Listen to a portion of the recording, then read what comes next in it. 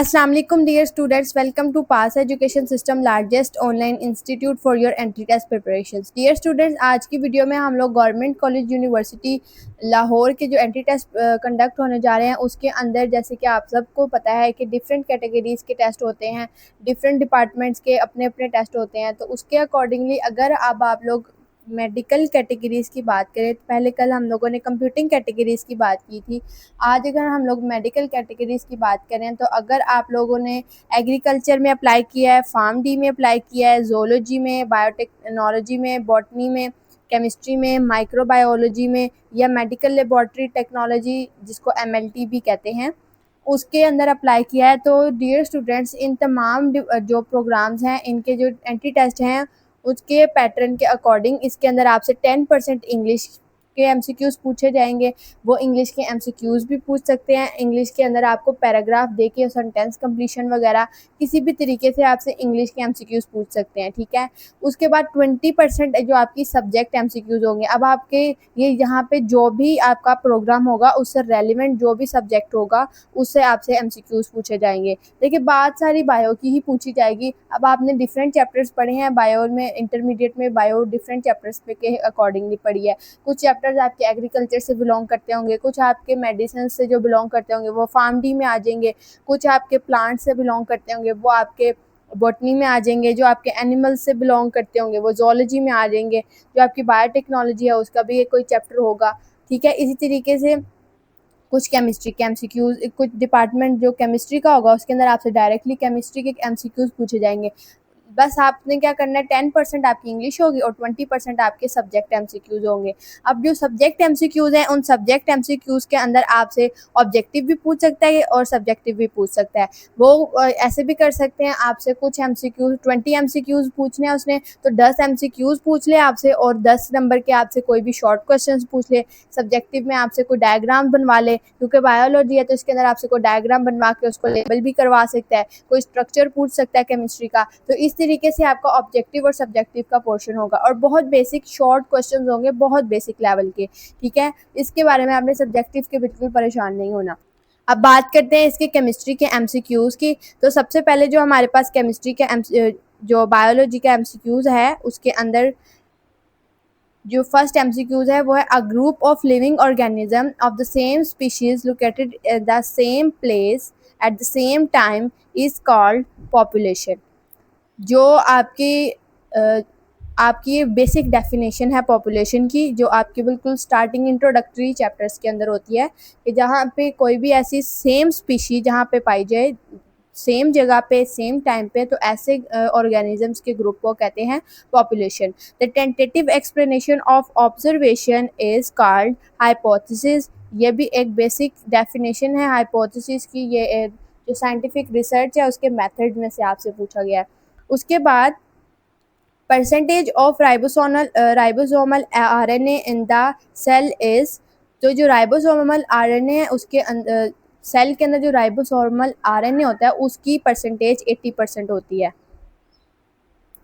उसके बाद अगर नेक्स्ट क्वेश्चन है question number 4, the most abundant organic compound in mammalian cell is, जो मेमेलियन सेल्स होते हैं उसके अंदर जो मोस्ट अबंडेंट ऑर्गेनिक कंपाउंड होता है उसको वो प्रोटीन होता है। प्रोटीन्स मेमेलियंस में सबसे ज़्यादा पाए जाते हैं। The detachable cofactor of an enzyme is known as, जो एंजाइम के ऊपर से कोफैक्टर डिटैच नहीं होता उसको को एंजाइम कहते हैं, ठीक है। उसके बाद नेक्स्ट क्वेश्चन है, according to Fischer's lock and key model the active site is. अब जो एमएल फिशर का लॉक एंड की मॉडल था उसके अंदर जो एक्टिव साइट है उसके अकॉर्डिंग एक्टिव साइट जो होती है वो एक रिजिड स्ट्रक्चर होता है, ठीक है। नेक्स्ट क्वेश्चन है, माइटोकॉन्ड्रिया फंक्शंस इन। माइटोकॉन्ड्रिया का फंक्शन क्या होता है, इसने सेलुलर रेस्पिरेशन करवानी होती है। उसके बाद cell wall of prokaryotic cell is equipped with a unique molecule. जो यूनिक मॉलिक्यूल प्रोकैरियोटिक सेल्स की जो सेल वॉल होती है वो म्यूरिन से बनी होती है, ठीक है।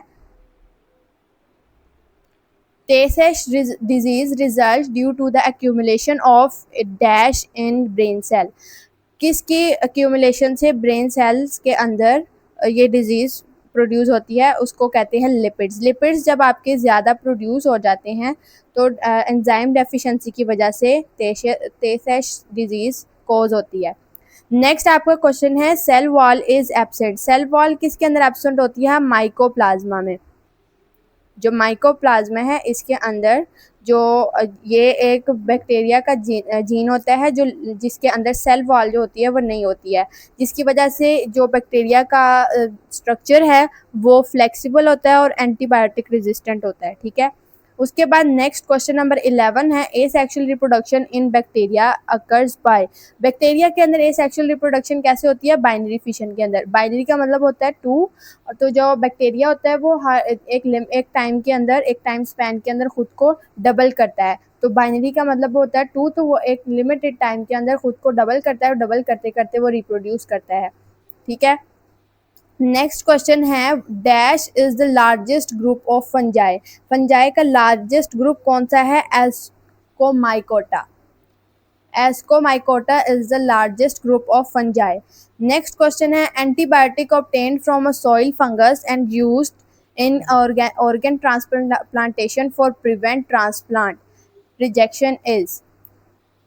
तो इसका आंसर है साइक्लोपोरीन। साइक्लोपोरीन क्या करते हैं? ये ऑर्गन को इम्यून जब आप करवाते हैं ट्रांसप्लांटेशन, तो ट्रांसप्लांटेशन के बाद ये ट्रांसप्लांटेशन के दौरान जब आपकी ट्रांसप्लांटेशन होने लगती है तो उससे पहले आपका इम्यून सिस्टम चेक किया जाता है कि विदर आपका इम्यून सिस्टम उसको एक्सेप्ट करेगा या नहीं करेगा। अगर वो एक्सेप्ट ना करे, मतलब जिसको कहते हैं कि सूट नहीं करता, तो उसको अगर वो एक्सेप्ट नहीं करेगा तो उसकी वजह से फिर आपका ट्रांसप्लांट जो है वो ख़राब हो जाएगा। आपको उस ऑर्गन के भी लगाने से आपकी डिजीज़ सही नहीं होगी।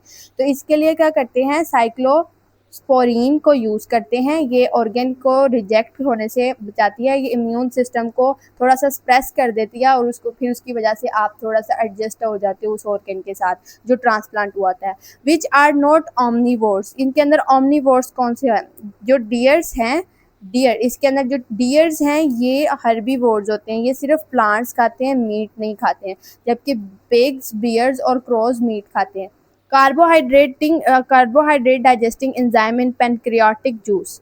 पैनक्रियाटिक जूस के अंदर कार्बोहाइड्रेट डाइजेस्टिंग एंजाइम है, उसको अमाइलेज कहते हैं।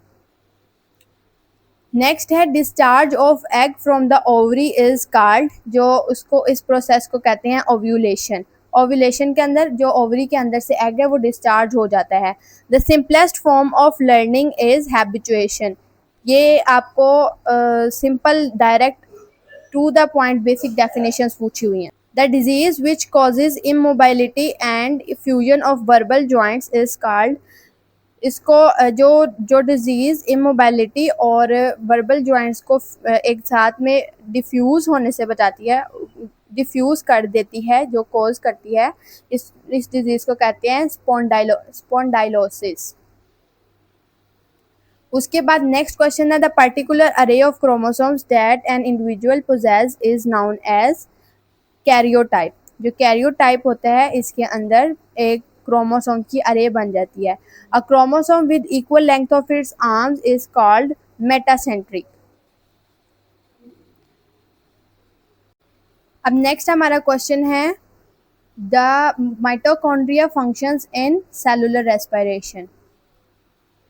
22nd MCQs है the branch of biology that deals with the study of animals is called zoology. जो ज़ूलॉजी की ब्रांच होती है उसके अंदर एनिमल्स के साथ डील किया जाता है, एनिमल्स के स्ट्रक्चर, लाइफ, उसके बारे में, उसके बिहेवियर, फिजियोलॉजी, उनकी क्लासिफिकेशन के बारे में। The basic unit of life is obviously cell. Cell है तो सेल की बेसिस पे ही आपका पूरा स्ट्रक्चर बनता है।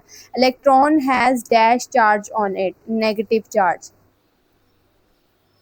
क्वेश्चन नंबर 25 है the symbol for silver is Ag। इसको एज का सिंबल है Ag due to its scientific name argentum. The branch of biology which deals with the study of environment is called as ecology. Which one of the following structure is only found in plant cell? Plant cell के अंदर इनमें से कौन सा structure सिर्फ पाया जाता है? जो प्लांट सेल्स होते हैं उनके अंदर सिर्फ क्लोरोप्लास्ट होता है, और जो होते हैं एनिमल सेल्स उनके अंदर क्लोरोप्लास्ट नहीं होता। क्लोरोप्लास्ट इसलिए होता है क्योंकि क्लोरोप्लास्ट के अंदर क्लोरोफिल का पिगमेंट होता है, जिसकी वजह से इसके लीव्स का कलर ग्रीन होता है। ये जो कलर्स की पिगमेंटेशन होती है और जो फोटोसिंथेसिस होती है वो क्लोरोप्लास्ट की वजह से होती है। बाकी माइटोकॉन्ड्रिया, वैक्यूल और सेल मेम्ब्रेन जो है ये एनिमल सेल्स के अंदर रहते हैं। एनिमल सेल्स के अंदर माइटोकॉन्ड्रिया होता है। 28 MCQs है, chemical compound is written as formula. Chemical compound को फॉर्मूला की फॉर्म में लिखा जा सकता है। Rust is a disease of wheat caused by fungi. Fungi के ऊपर जो आपकी व्हीट है उसके ऊपर रस्ट आ जाती है, वो फंजाई की वजह से होती है। Asset turns red litmus blue. Acid की वजह से आपका रेड लिटमस पेपर जो होता है वो ब्लू हो जाता है, और जो ब्लू लिटमस पेपर होता है वो रेड हो जाता है। The chemical formula for hydrochloric acid is HCl। Which organ remove carbon dioxide from the body? Body के अंदर से कार्बन डाइऑक्साइड कौन रिमूव करता है? Obviously lungs. The basic structural unit of kidney is? Kidney का स्ट्रक्चरल यूनिट कौन सा है? Nephron. Enzymes are made up of proteins. Enzymes actually protein से ही बने होते हैं। The tube that connects the mouth to the stomach is called? जो स्टमक से माउथ को स्टमक से कनेक्ट करती है, that tube is known as oesophagus. That how many kidneys does a person normally have? Normal person के अंदर 2 kidneys होती हैं, ठीक है, एक लेफ्ट साइड पे और एक राइट साइड पे। What gives colors to the eye?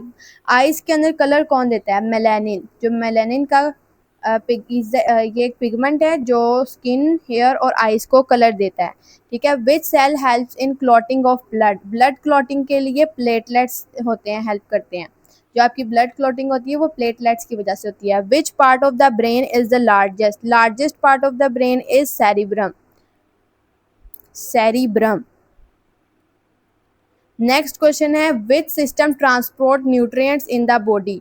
जो आपके न्यूट्रिएंट्स होते हैं वो कौन सा सिस्टम आपका प्रोड्यूस सारे बॉडी के अंदर सर्कुलेट करता है? वो है सर्कुलेटरी सिस्टम, ठीक है। Which vitamin helps in the clotting of blood? Blood की क्लॉटिंग के लिए कौन सा विटामिन हेल्प करता है? विटामिन के। विटामिन के जो है ये आपकी ब्लड क्लॉटिंग में हेल्प करता है, और इसकी जब अगर इस विटामिन के की कमी हो जाए तो इसकी वजह से बहुत ज़्यादा खून बहता है। अगर आपका किसी जगह से खून बहना शुरू हो जाए तो वो जल्दी रुकता नहीं है, वो इसलिए क्योंकि विटामिन के की आपको डेफिशिएंसी हो जाती है। What is the function of root hairs in the plant? Root hairs का प्लांट के अंदर क्या काम है? इन्होंने वाटर को एब्जॉर्ब करना होता है, ठीक है। नेक्स्ट है, और नेक्स्ट क्वेश्चन है, which part of the plant anchors it to the soil? Root.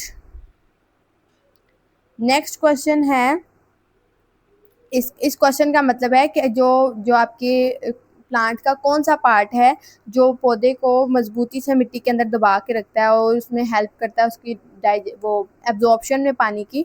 तो वो रूट ही है। रूट आपकी एब्जॉर्प्शन में भी हेल्प करते हैं, और दूसरा ये आपके प्लांट को बहुत स्ट्रांगली होल्ड करके रखते हैं सॉइल के अंदर, ठीक है। Which blood group in the is the universal donor? जो यूनिवर्सल डोनर होता है वह ओ ग्रुप होता है, वो ओ नेगेटिव भी हो सकता है, ओ पॉजिटिव भी। What is the function of white blood cell? White blood cell का फंक्शन क्या होता है? फाइट के डिजीज के साथ फाइट करना। जो आपके वाइट ब्लड सेल होते हैं ये एक तरह से आपके बॉडी के आर्मी होती है, जो जब भी आपको आप किसी डिजीज से सफ़र करते हैं तो सबसे पहले आपके वाइट ब्लड सेल्स एक्टिव होते हैं। What is stored in gall bladder? Gall bladder के अंदर क्या स्टोर्ड होता है? बाइल। ये एक छोटा सा पार्ट होता है जो इसके साथ इसके अंदर जो भी कार्बोहाइड्रेट्स होते हैं ना उनको डाइजेस्ट करने में हेल्प करता है। Which hormone regulates sugar in the blood? Blood के अंदर शुगर को कौन रेगुलेट करता है? वो इंसुलिन। और जब आपको इसकी डेफिशिएंसी हो जाती है, ये डिस्टर्ब हो जाता है, हार्मोन की डिस्ट्रीब्यूशन कम हो जाती है, ये किसी भी तरह की डिस्ट्रीब्यूशन हो जाती है, तो आपको जो शुगर का डिजीज़ है वो आपको लग जाता है, ठीक है। Which part of the neuron receive messages, neurons का कौन सा पार्ट मैसेजेस को रिसीव करने में हेल्प करता है, दैट इज डेंड्राइट। डेंड्राइट्स आपके मैसेजेस को रिसीव करते हैं। Which organ completes digestion, digestion का को कौन सा पार्ट कंप्लीट करता है, दैट इज स्मॉल इंटेस्टाइन। जब आपकी स्मॉल इंटेस्टाइन में आपका फूड जाता है तो वो आपका लास्ट स्टेज होता है जिसके अंदर आपके जो सारे न्यूट्रिएंट्स होते हैं वो आपकी बॉडी के अंदर एब्जॉर्ब हो जाते हैं। Which organ absorb most nutrients, तो ऑब्वियसली स्मॉल इंटेस्टाइन, मैंने अभी आपको बताया। स्मॉल इंटेस्टाइन जो है वो 90% आपके न्यूट्रिएंट्स को ब्लड के अंदर एंटर करवा देती है। The smallest blood vessel in the body is, तो हमारी बॉडी के अंदर जो सबसे स्मॉलेस्ट ब्लड वेसल है उसको कैपिलरी कहते हैं। जो कैपिलरीज होती हैं ये बहुत छोटी होती हैं, बहुत बिल्कुल हेयर साइज की, जो मोस्टली आपके लंग्स के अंदर ये सबसे ज़्यादा पाई जाती हैं। The study of distribution of animal in nature, animals की नेचर के अंदर एनिमल्स की डिस्ट्रीब्यूशन को हम क्या कहते हैं, जू जियोग्राफी।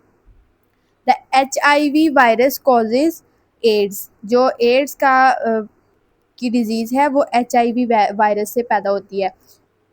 जो इसके अंदर ये इसलिए पैदा होती है क्योंकि जब आपका जो इम्यून सिस्टम है वो वीक हो जाता है और इस वजह से ये जो HIV का वायरस है ये फिर एड्स का जो मर्ज़ है आपको उसके अंदर सफ़र करवा देता है। A large regional community primarily determined by climate is biome.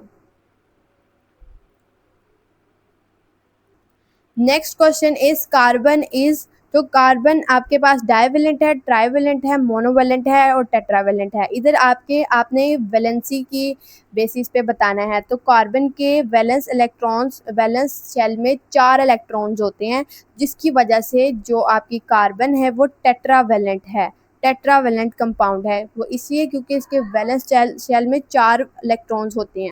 Next question है the covalent bond between two monosaccharide is called, जब दो मोनोसेक्राइड आपस में मिलते हैं तो जो उनके दरमियान बॉन्ड बनता है उसको क्या कहते हैं, ग्लाइकोसाइडिक बॉन्ड। ग्लाइकोसाइडिक बॉन्ड के थ्रू आपके मोनोसेक्राइड्स जब दो मोनोसेक्राइड्स मिलते हैं तो डाइसेक्राइड बनता है।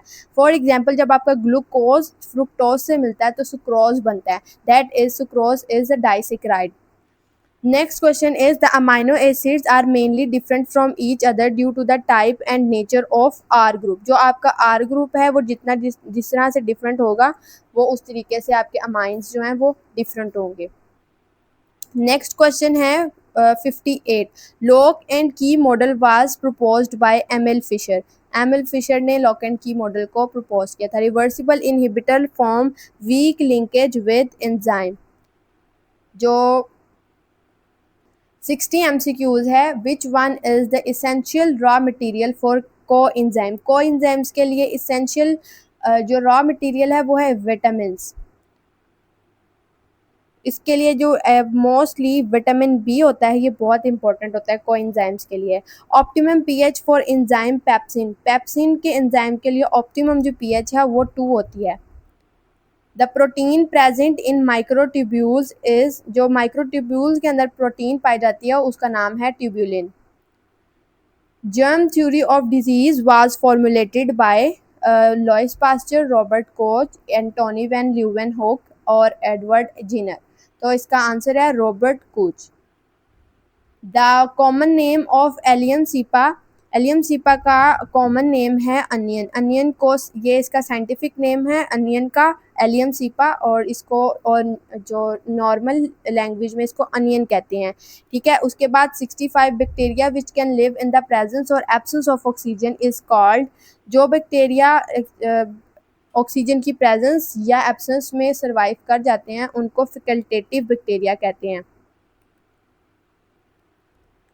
नेक्स्ट है trypanosoma is transmitted by the bite of, जो ट्राइपेनोसोमा है जिसके अंदर आपको स्लीपिंग सिकनेस होती है ये सीसी फ्लाई की वजह से होता है। सीसी फ्लाई जो है जब ये आपकी बॉडी के अंदर ये एक प्रोटोजोन, ट्राइपेनोसोमा एक प्रोटोजोन है जो आपकी सीसी फ्लाई से की वजह से आपके अंदर प्रोड्यूस करता है, आपके अंदर स्लीपिंग सिकनेस आ जाती है आपको।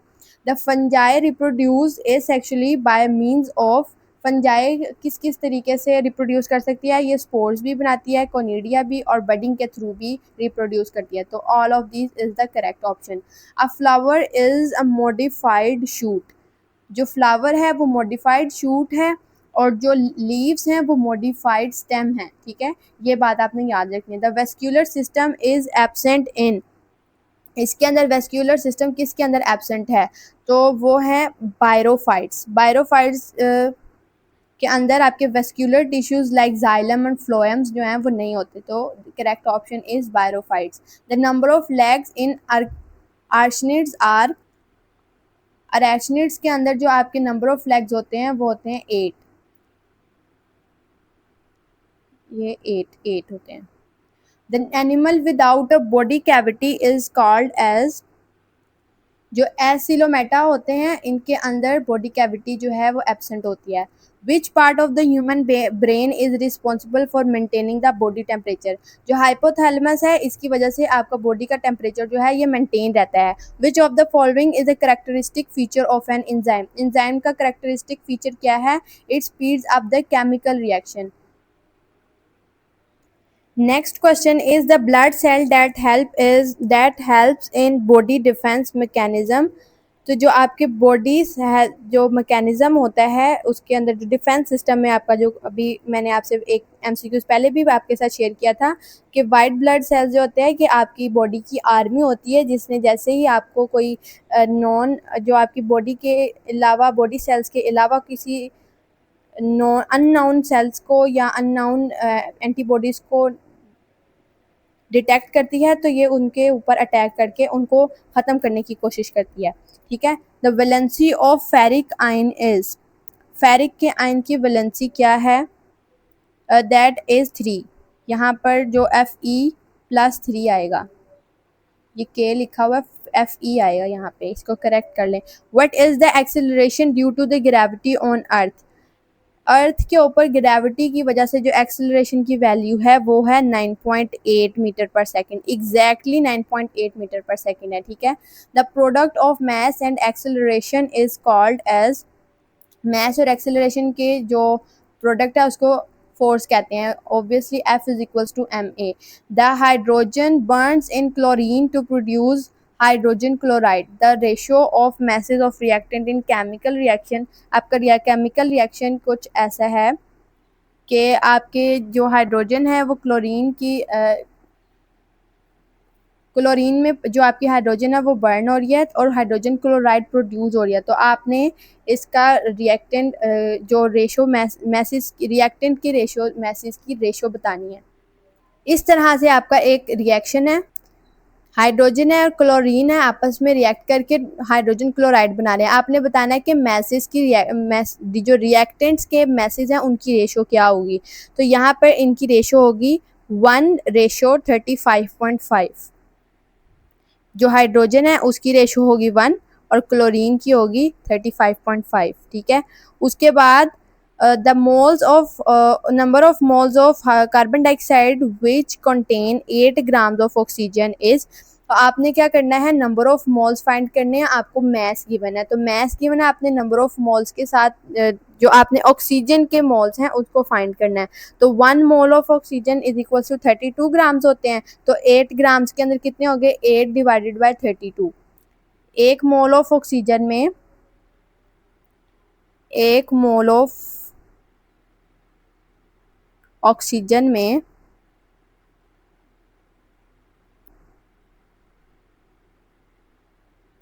32 ग्राम्स होते हैं।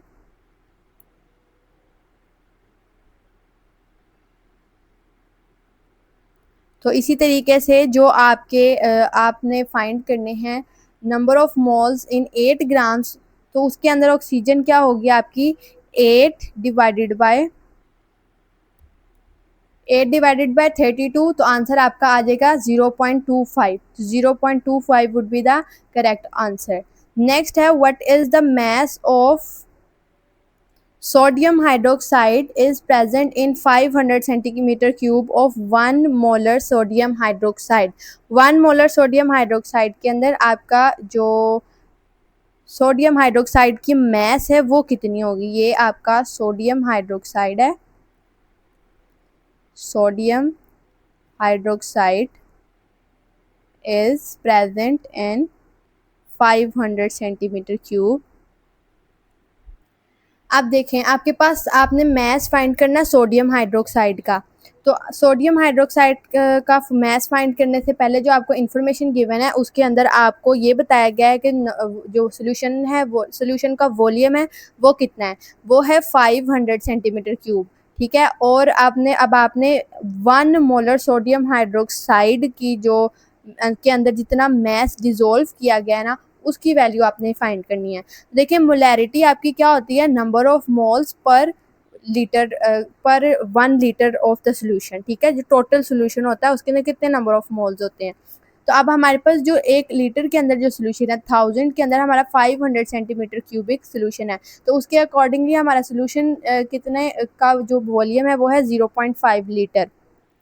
ये एक्चुअली हमारे मोल्स आ गए हैं। तो अब हमने क्या करना है, सिंपली मोल्स को मल्टीप्लाई कर देना मोलर मैस से। तो 0.5 को इसके सोडियम हाइड्रोक्साइड के मोलर मैस जो कि 40 है उससे मल्टीप्लाई करेंगे तो हमारा आंसर आ जाएगा 20 ग्राम्स। ठीक है, मैं एक दफ़ा इस क्वेश्चन को दोबारा रिपीट कर देती हूँ। हमारे पास जो गिवन वैल्यू थी वो हमारे पास सोल्यूशन की जो वैल्यू थी उसके अंदर 500 सेंटीमीटर क्यूब का सोल्यूशन है। उसके अंदर हमने फाइंड करना है कि सोडियम हाइड्रोक्साइड का कितना मैस गिवन है ताकि इसका एक 1 मोलर सोडियम हाइड्रोक्साइड का सोल्यूशन बन जाए। तो अब मोलैरिटी की डेफिनेशन क्या होती है कि 1 लीटर सोल्यूशन के अंदर जितने नंबर ऑफ मोल्स हैं that is equal to molarity. तो हमारे पास नंबर ऑफ मोल्स हैं 1000 सेंटीमीटर क्यूब में। 1 लीटर के अंदर 1000 सेंटीमीटर क्यूब होते हैं ना, तो 1000 से हमने डिवाइड किया, तो 1000 से डिवाइड करके हमारे पास ये लीटर के फॉर्म में वॉल्यूम निकल आएगा। ठीक है, जो कि हमारे नंबर ऑफ मोल्स कितने हैं, 0.5 लीटर। उसको हमने मल्टीप्लाई कर देना मोलर मैस से। मोलर मैस हमारा है सोडियम हाइड्रोक्साइड का, सोडियम के 23 प्लस ऑक्सीजन के 32 प्लस हाइड्रोजन का 1 इक्वल टू 40 को मल्टीप्लाई करेंगे तो हमारा आंसर आ जाएगा 20 ग्राम। आई होप आप अंडरस्टैंड कर गए होंगे। How many moles of calcium carbonates are present in 1.75 grams of calcium carbonate, जबकि जो इनका जो एटॉमिक नंबर्स है कैल्शियम का वो 40 है, कार्बन का 12 है और ऑक्सीजन का 16 है। तो अब आपने बताना है कि कैल्शियम कार्बोनेट के अंदर कितने नंबर ऑफ मोल्स हैं। तो नंबर ऑफ मोल्स फाइंड करने के लिए आप सिंपली क्या करेंगे, आप लोग पहले कैल्शियम कार्बोनेट का मोलर मैस निकालेंगे। उस मोलर मैस को आप लोग, देखिए सिंपली इस फॉर्मूला से होगा, हमारे पास एक सिंपल फार्मूला है नंबर ऑफ न्यूट्रॉन्स या नंबर ऑफ प्रोटॉन्स निकालने के लिए। Atomic number M is equals to G plus N. तो इस फॉर्मूले के अकॉर्डिंग हम लोगों ने क्या निकालना है, number of neutrons. Number of neutrons को हम लोग इधर रख के ए में से जी को माइनस कर देंगे। अब हमारे पास जो एटॉमिक मैस है वो है 66 और जो हमारे पास एटॉमिक नंबर है वो है 30। तो 66 में से आप 30 जब माइनस करेंगे तो आपका आंसर आएगा 36। तो नंबर ऑफ न्यूट्रॉन्स कितने होंगे, 36। Which option show all the molecules with bond angle 109.5। इनमें से तमाम कौन से ऐसे मॉलिक्यूल्स हैं जिसके अंदर 109.5 का जो एंगल है वो बनता है। तो जो 109.5 का एंगल है वो sp3 हाइब्रिडाइजेशन जब होती है तो उसके अंदर बनता है और उसकी टेट्राहेड्रल ज्योमेट्री बनती है। तो इसके अकॉर्डिंग जो CH4 है, जो अमोनिया है और PH3 का जो मॉलिक्यूल है इसके अंदर, अब यहाँ पर 2 ऑप्शन है जो सेम है। इसके अंदर आप देखें अगर NH4 है उसकी टेट्राहेड्रल ज्योमेट्री नहीं बनेगी क्योंकि ये एक आयन है और PH3 की भी नहीं बनती है। तो जो एक्चुअली टेट्राहेड्रल ज्योमेट्री है वो बनेगी CH4 कार्बन टेट्राक्लोराइड और अमोनिया की। ठीक है, ये अमोनिया का आयन है और ये अमोनिया है सिर्फ। ठीक है, उसके बाद standard enthalpy of combustion of graphite is -393.51 kilojoule per mole and that of diamond is 395.41 kilojoule per mole. तो हमने इंथैल्पी चेंज निकालना है फॉर ग्रेफाइट। तो ग्रेफाइट के लिए इंथैल्पी चेंज निकालने के लिए हम लोग क्या करेंगे, हम लोग इन दोनों को आपस में माइनस कर देंगे। -395.41 किलोजूल माइनस -393.51 किलोजूल, तो माइनस और माइनस प्लस हो जाएंगे तो आंसर हमारा आएगा -1.8, लेकिन जो -1.8 है वो जो है इसके लिए ग्रेफाइट के लिए है, तो हम लोगों ने एक्चुअली निकाली है डायमंड के लिए, तो डायमंड के लिए उसका साइन रिवर्स हो जाएगा, तो हमारा आंसर जो है वो 1.8 आया। लेकिन अगर हम लोग उसको थोड़ा राउंड ऑफ करें तो एक्चुअली आंसर जो है वो पॉजिटिव में आएगा और पॉजिटिव 2.1 आएगा। Which enthalpy change is relevant in the following process. इसके अंदर ये आपके पास एक रिएक्शन हुआ है, सोडियम सॉलिड में थी और वो गैस में कन्वर्ट हो गया है, तो इसके अंदर आपकी क्या हुआ है, जो आपका इसके अंदर इंथैल्पी को कौन सा फॉर्मेशन हुई है, वो ये इंथैल्पी ऑफ वेपराइजेशन, क्योंकि इसके अंदर आपका सॉलिड जो है वो गैस के अंदर कन्वर्ट हो रहा है। तो गैस के अंदर जब कोई सॉलिड से गैस में कन्वर्ट होता है तो उसमें वेपराइजेशन हो रही होती है। अगर यहाँ पे ये लिक्विड में कन्वर्ट होता तो फिर ये इंथैल्पी ऑफ फ्यूजन होती। ठीक है, उसके बाद नेक्स्ट क्वेश्चन है 10 gram of glucose are dissolve in water to make 100 centimetre cube of its solution. तो इसकी मोलैरिटी क्या होगी? तो मोलैरिटी फाइंड करने के लिए आप सिंपली क्या करेंगे, मोल्स को डिवाइड करेंगे उसके वॉल्यूम पे। तो ग्लूकोज का मोलर मास क्या होता है 180 ग्राम और इसके नंबर ऑफ मोल्स जो आपको गिवन है वो है 100 सेंटीमीटर क्यूब, जिसको आप डिवाइड करेंगे 1000 से तो आपका आंसर आ जाएगा 10 लीटर। तो 10 लीटर को आप डिवाइड करेंगे 180 से तो अब आपके पास मोलैरिटी आ जाएगी 0.0556। तो अब आपकी 0.055 ऑप्शन गिवन है, तो that would be your molarity. Coinage metal Cu and silver, copper and silver and Au are the least reactive because they have. ये जो कॉइनेज मेटल्स होते हैं ये 3 मेटल्स होती हैं, एक कॉपर होती है, एक सिल्वर होती है और एक गोल्ड होता है। ठीक है, ये तीनों कॉइनेज मेटल इसलिए कहलाते हैं क्योंकि इन तीनों के अलॉय से कॉइन्स बनते हैं। ठीक है, तो इसके अंदर आपके जो ये ऐसे क्यों लीस्ट रिएक्टिव क्यों है, क्योंकि इनका जो रिडक्शन पोटेंशियल है वो पॉजिटिव होता है, जो इनको स्टेबल बनाता है और इनको ऑक्सीडाइज इजीली ऑक्सीडाइज नहीं होने देता है। ये मेटल्स नोबल मेटल्स होती हैं। उसके बाद oxidation number of particular element can be directly और indirectly inferred from its group number. ठीक है, the next is the Ka value of HCl, CH3, COO as acetic acid, hydrogen fluoride and sulphuric acid are. ये तमाम elements की आपको जो compounds हैं इनके Ka वैल्यूज आपको गिवन है। अब आपने इनकी एसिडिक स्ट्रेंथ की बेसिस पे इनका ऑर्डर बनाना है। तो ऑर्डर बनाने के लिए जो आपका, तो सबसे पहले तो हम लोग Ka का कॉन्सेप्ट ये देखते हैं कि जिस कंपाउंड की Ka वैल्यू बड़ी होती है वो सबसे ज़्यादा स्ट्रॉन्ग एसिड होता है। ठीक है, और जिसकी सबसे कम होती है वो सबसे वीक एसिड होता है। अब इसके अकॉर्डिंग जो सबसे ज़्यादा स्ट्रॉन्ग एसिडिक होगा वो पहले आएगा, फिर लीस्ट एसिडिक, फिर उसके बाद वीक और लीस्ट वीक, फिर उसके बाद सबसे वीक जो होगा। तो अब जो Ka वैल्यू मैंने सबसे बड़ा हिंट जो आपको दिया कि Ka की जो वैल्यू है वो बताएगी कि कौन सा एसिड सबसे ज़्यादा स्ट्रॉन्ग है। अब देखिए HCl की वैल्यू सबसे ज़्यादा है। ठीक है, तो ये सबसे पहले आएगा। अब यहाँ पे 3 ऑप्शंस में HCl सबसे पहले। अब सेकंड ये है कि जो आपका H2SO4 है इसकी वैल्यू पॉजिटिव में है। सबसे बड़ा हिंट ये है कि जो नेगेटिव वैल्यूज़ हैं ये तो ऑब्वियसली लीस्ट होंगी, और जो इसके अंदर जो पॉजिटिव वैल्यूज़ हैं ये स्ट्रॉन्ग को शो कर रही हैं क्योंकि इनकी Ka वैल्यू बड़ी है। अब सबसे ज़्यादा Ka वैल्यू किसकी है HCl की, फिर सेकंड नंबर पे किसकी है H2SO4 की। अब हमने ये देखना है कि H2SO4 अभी सिंपली यहाँ से 2 ऑप्शन से पता लग गया। अब इसके बाद HF की वैल्यू है वो सबसे बड़ी है, उसके बाद छोटी है, और सबसे छोटी वैल्यू जो है वो है एसिटिक एसिड की। तो इस तरीके से एसिडिक स्ट्रेंथ ये हो गई है। ठीक है, नेक्स्ट क्वेश्चन है if the concentration time graph of a reactant indicates a constant half life then order of the reaction with respect to reactant is। अब इस क्वेश्चन में आपसे पूछा गया है कि अगर एक ग्राफ प्लॉट किया जाए कंसंट्रेशन और टाइम के दरमियान और अगर हाफ लाइफ कांस्टेंट रहती है तो इसका क्या मतलब है कि ऑर्डर ऑफ रिएक्शन उस रिएक्टेंट का क्या होगा। तो फर्स्ट ऑर्डर जो रिएक्शन होते हैं उसके अंदर आपकी जो हाफ लाइफ है वो कांस्टेंट रहती है। नेक्स्ट क्वेश्चन है when the element of group 2A are exposed to air they quickly become coated with a layer of oxide, what is the purpose of oxide layer, oxide layer का purpose क्या होगा फिर?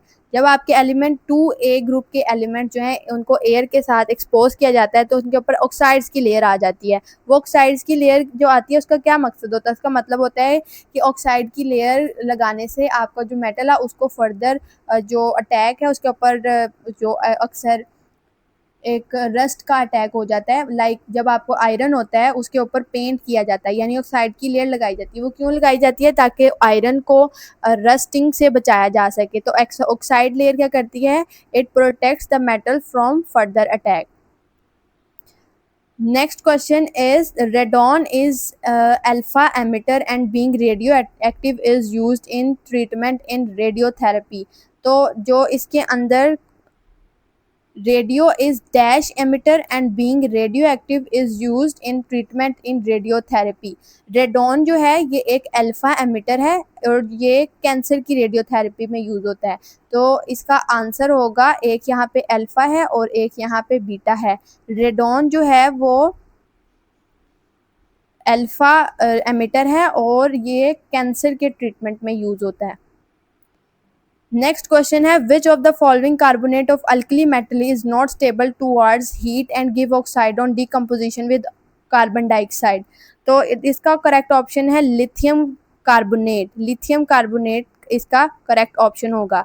Next question है comparison to oxygen gas a strong triple covalent bond is present between nitrogen atoms in a molecule and therefore nitrogen gas is very least reactive gas।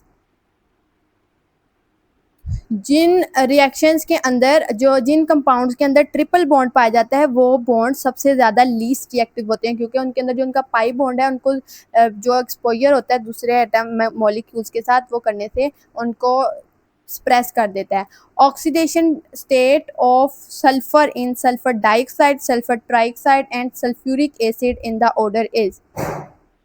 इस question के अंदर आपने sulphur की oxidation state find करनी है एक order के अंदर, जिससे पहले सल्फर डाइऑक्साइड, पहले फिर सल्फर ट्राइऑक्साइड और फिर सल्फ्यूरिक एसिड की। तो सिंपली आपने क्या करना है, ऑक्सीजन की वैलेंसी को यूज़ करना है। ऑक्सीजन की वैलेंसी होती है -2 और जो ऑक्सीजन के साथ इसका सबस्क्रिप्ट लिखा हुआ 2 इसको उसके साथ मल्टीप्लाई कर देना है। तो यहाँ पे इसकी होगी -2 और जब आप इसको राइट हैंड साइड पे लेके जाएंगे तो पॉजिटिव हो जाएगा, ये फिर हो जाएगा +4, इधर हो जाएगी +6 और इसके अंदर सल्फ्यूरिक एसिड के अंदर भी +6 हो। So the correct option would be D option. Next question है the suspected liver carcinogen which also has a negative reproduction and developmental effect in human is। इसके अंदर कौन सा सस्पेक्टेड लिवर कार्सिनोजन है? वो है क्लोरोफॉर्म। क्लोरोफॉर्म जो है ये नेगेटिव रिप्रोडक्शन और डेवलपमेंटल इफेक्ट के अंदर जो प्रॉब्लम्स है वो क्रिएट करता है। Identify the element that has maximum oxidation state. इसके अंदर सबसे ज़्यादा ऑक्सीडेशन स्टेट किसकी मैक्सिमम है? तो जो मैंगनीज है इसकी ऑक्सीडेशन सबसे ज़्यादा है। तो डियर स्टूडेंट्स ये थे तमाम बायोलॉजी के MCQs प्लस केमिस्ट्री के MCQs। अगर आप लोग बायोलॉजी की किसी कैटेगरी में अपने MCQs को अपने टेस्ट को देने जा रहे हैं GCU के, या अगर आप लोग अगर बायो के स्टूडेंट्स हैं, मेडिकल के स्टूडेंट्स हैं, ऑब्वियसली वो केमिस्ट्री के भी MCQs को केमिस्ट्री की कैटेगरी की तरफ भी जाएंगे। तो उनके तमाम MCQs उन स्टूडेंट्स के लिए थे। आपको इससे आइडिया हो गया होगा कि कितने बेसिक क्वेश्चन पूछे जाते हैं। आप लोगों को सिंपली अपने बुक्स को अच्छे से रीड करना है, अपने कॉन्सेप्ट्स को आपने जो भी याद किया हुआ है बस उन चीज़ों को एक दफ़ा रिकॉल करना है। तो आप लोगों का GCU का टेस्ट मेडिकल कैटेगरी में भी अगर आप दे रहे हैं तो वो भी आपका क्लियर हो जाएगा इंशाल्लाह। उसके अलावा डियर स्टूडेंट्स आपके साथ एक इम्पोर्टेंट अनाउंसमेंट ये शेयर करनी है कि अभी ये जून के बाद जुलाई के अंदर फास्ट, जीकी, COMSATS, IBA, MUET, NED UET के सेकंड राउंड और पंजाब यूनिवर्सिटी के भी सेकंड और थर्ड राउंड की जो प्रिपरेशंस है वो हमारे बैच 6.0 में करवाई जा रही है। डियर स्टूडेंट जो हमारा ये बैच है इसके अंदर आपको ये 29 मई से स्टार्ट हुआ हुआ है। तो आप टिल नाउ यहाँ इसके 20 डेज़ हो चुके हैं हमारा बैच स्टार्ट हुए हुए। तो देखिए फास्ट की तैयारी के लिए आपके पास अब बहुत कम टाइम रह गया है। फास्ट का टेस्ट आपका जुलाई के फर्स्ट वीक में ऑलमोस्ट फर्स्ट वीक में कंडक्ट करवाया जाएगा जीके का। इसी तरीके से फास्ट के भी आपके ऑलमोस्ट 12 जुलाई से ऑनवर्ड आपके टेस्ट स्टार्ट हो जाएंगे। तो डियर स्टूडेंट्स, अगर आप लोग फास्ट, जीके, कॉमसेट्स, आईबी इन तमाम यूनिवर्सिटीज़ की एंट्री टेस्ट की प्रिपरेशंस करना चाहते हैं तो आपके लिए हमारा बैच हाईली रिकमेंडेड है। अगर आप लोग हमारे बैच को ज्वाइन करना चाहते हैं तो आप लोग हमारे इस व्हाट्सएप नंबर 0304066600 पे कांटेक्ट करके हमारे बैच की डिटेल्स दे सकते हैं। ठीक है, इसके अलावा हमारे बैच के अंदर आपको लाइव रिकॉर्डेड लेक्चर्स प्रोवाइड किए जाते हैं। आपको रिकॉर्डेड लेक्चर्स की एक्सेस दे दी जाएगी, क्योंकि अभी अगर आप लोग अब ज्वाइन करेंगे तो ऑब्वियसली बैच स्टार्ट हुए 20+ डेज़ हो चुके हैं। तो आपको इन तमाम जो भी आपके लेक्चर्स छूट गए हैं, जो रह गए हैं, आप लोगों ने मिस कर दिए हैं, उन तमाम लेक्चर्स की आपको एक्सेस मिल जाएगी। आप उनको कवर कर सकते हैं। ठीक है, तो आपके लिए ये बैच हाईली रिकमेंडेड है। आप लोग इस बैच को ज्वाइन करके टॉप यूनिवर्सिटीज़ में अपना एडमिशन सिक्योर करने में कामयाब हो जाएंगे। हमारा लास्ट बैच है फॉल एडमिशन्स के लिए, कंप्यूटिंग और इंजीनियरिंग फील्ड के एडमिशन्स के लिए ये हमारा लास्ट बैच है। तो डियर स्टूडेंट्स, आप लोग अगर ये ज्वाइन करना चाहते हैं तो आप हमारे व्हाट्सएप नंबर पर हमसे कॉन्टेक्ट करके बैच डिटेल्स दे सकते हैं। दुआओं में याद रखिएगा। आपको आपके GCU के टेस्ट के लिए वेरी बेस्ट विशेज़। अल्लाह हाफिज़।